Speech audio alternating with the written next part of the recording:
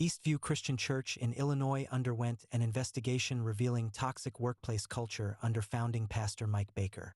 The institutional response revealed a deeper problem than individual moral failure. Churches used vague language like moral failure that stifled conversation. They protected institutions over victims. They allowed powerful pastors to resign quietly and often start new churches elsewhere with no accountability. Michelle Simpson-Tuggle, a victims' rights attorney in Dallas, identified the structural problem. In institutions like megachurches where profits can be at stake, there's an incentive not to be seen in a negative light. Just because of the sheer number of people and the profit and money involved, it's easier for an abuser to continue and hurt more people in a megachurch. The megachurch model had created perfect conditions for abuse. Celebrity pastors accountable to no one, cultures of secrecy, financial incentives to protect the brand, and theological frameworks that elevated leaders as God's anointed beyond questioning. Let me show you the structural mechanisms that created this crisis, because understanding the system is essential to understanding why individual moral failures became systemic catastrophes. First, the centralization of power. Megachurches typically operate with governance structures that give senior pastors unprecedented authority. Unlike denominational structures with external oversight, many megachurches function as pastor-led entities where elders serve more as advisors than as checks on pastoral power.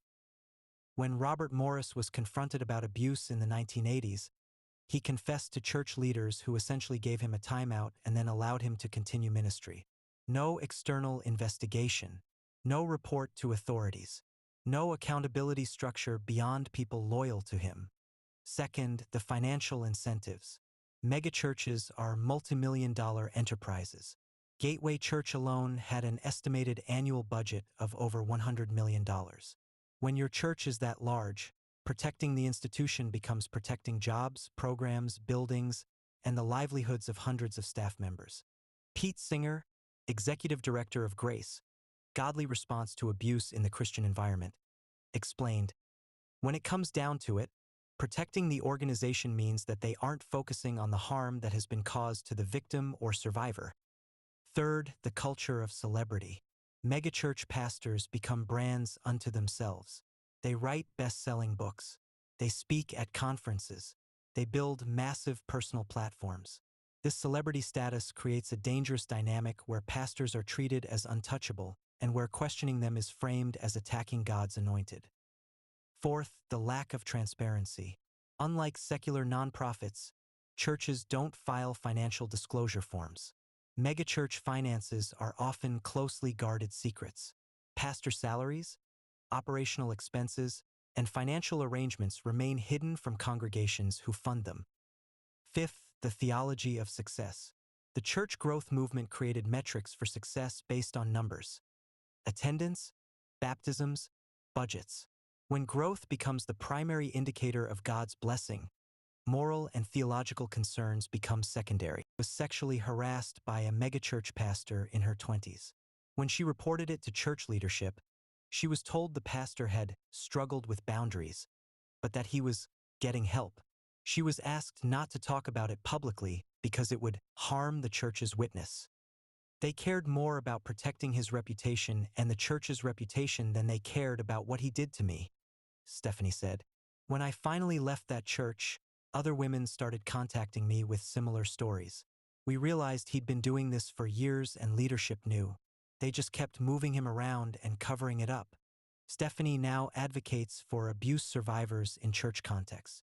The megachurch model creates perfect conditions for abuse because power is centralized, accountability is minimal, and protecting the brand becomes more important than protecting people. Until that changes, this will keep happening. Marcus grew up attending a megachurch and wanted to be a pastor. He went to Bible college, interned at his home church, and planned to join the pastoral staff. Then he watched his senior pastor resign after a scandal, saw how the church handled it, and reconsidered everything. I realized that megachurches operate more like corporations than churches. Now, opioids might be the most documented corporate psyop in modern history. False claims that OxyContin wasn't addictive. They paid doctors to lie. Scientific studies were written by PR agencies, not by scientists. A source tells ABC News that Purdue offered a package that could be worth up to $10 to $12 billion. In a statement, the company explains that while Purdue Pharma is prepared to defend itself vigorously in the opioid litigation, it sees little good coming from years of wasteful litigation and appeals. Different issues, same high NCI scores, same patterns of manipulation used for 100 years. But when those patterns went digital, there would be consequences that nobody predicted.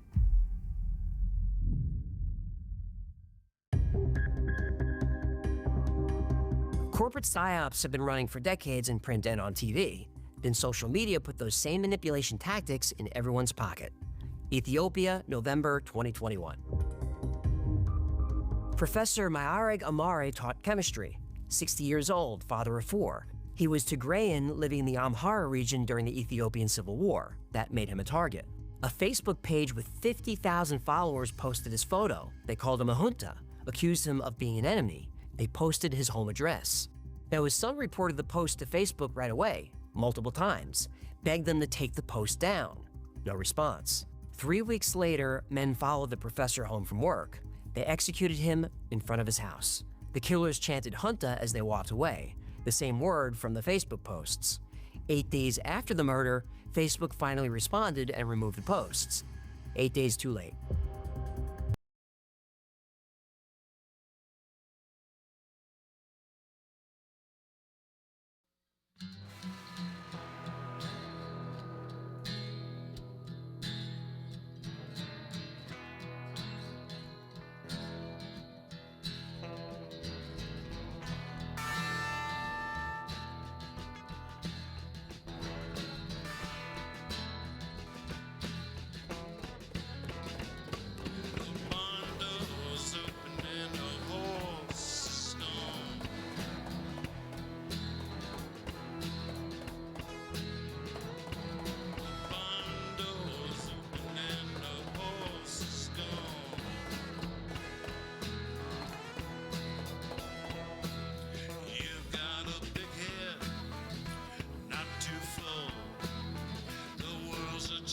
shop and you're a bull.